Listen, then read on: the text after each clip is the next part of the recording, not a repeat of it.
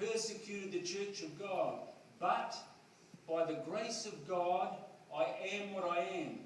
And his grace, which was bestowed upon me, was not in vain. But I worked harder than all of the others. Yet not I, but the grace of God, which is with me. He worked harder. He accomplished more. But not him. It was the grace of God upon him. He knew that. He recognized that. And in 2 Corinthians, there's a neat passage from chapter 12 and verses 8 and 9. Paul had a problem that wouldn't go away. And he prayed about it, fully expecting it to go. He says in verse 8 through to 9, a lot of people have wondered about what the problem was. It can't have been his wife because he wasn't married. Bruce, I think you're going to be in trouble, mate. It could have been a sickness, or we don't know what it was. But anyway, he says, 3 times I begged the Lord to take it away. Each time he said, my grace is all you need. My power works best in weakness. So now I am glad to boast about my weaknesses, so that the power of Christ can work through me.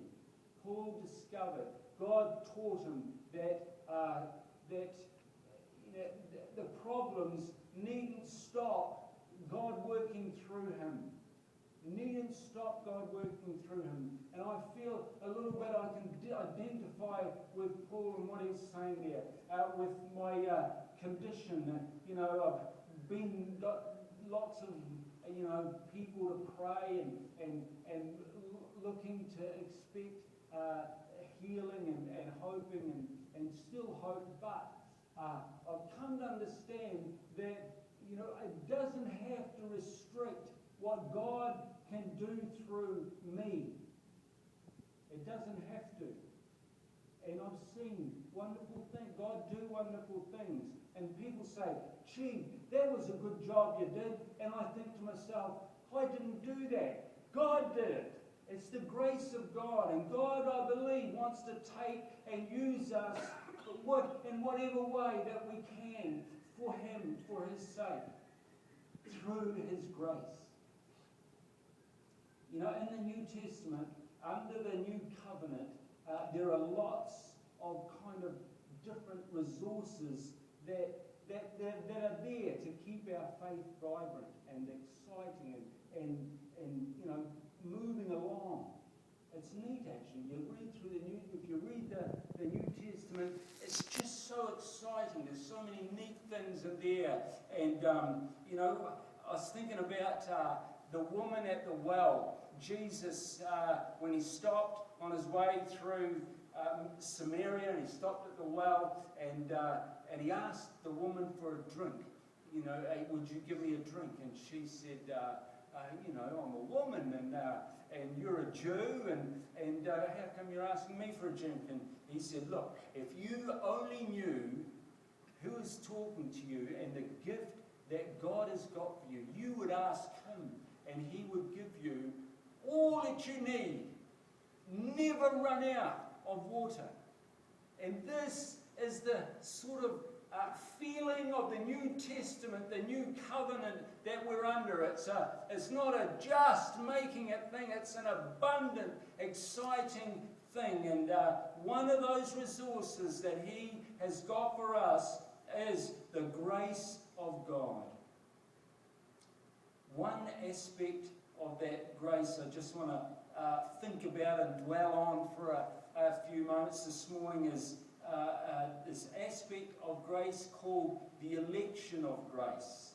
Romans chapter 11, verse 5 says this. There's lots of things about grace, lots of different aspects to grace, but the grace of Christ, the grace of God, there was great grace upon the church at that time But Paul talked about this thing, the election of grace. Even so, then at this present time there is a remnant according to the election of grace.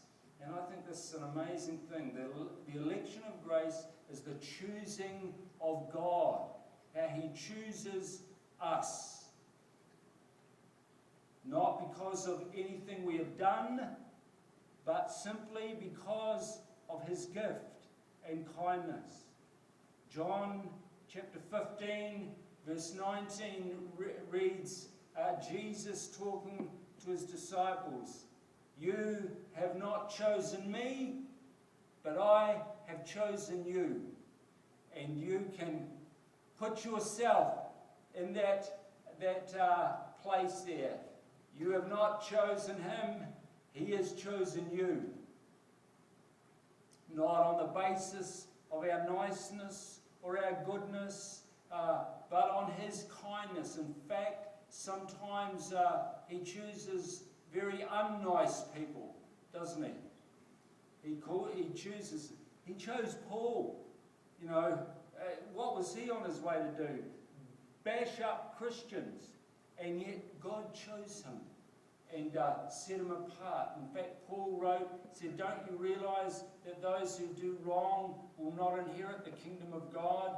Don't fool yourselves. Those who indulge in sexual sin, or who worship idols, or commit adultery, or are male prostitutes, or practice homosexuality, or are thieves, or greedy people, or drunkards, or are abusive, or cheat people, none of these will inherit the kingdom of God.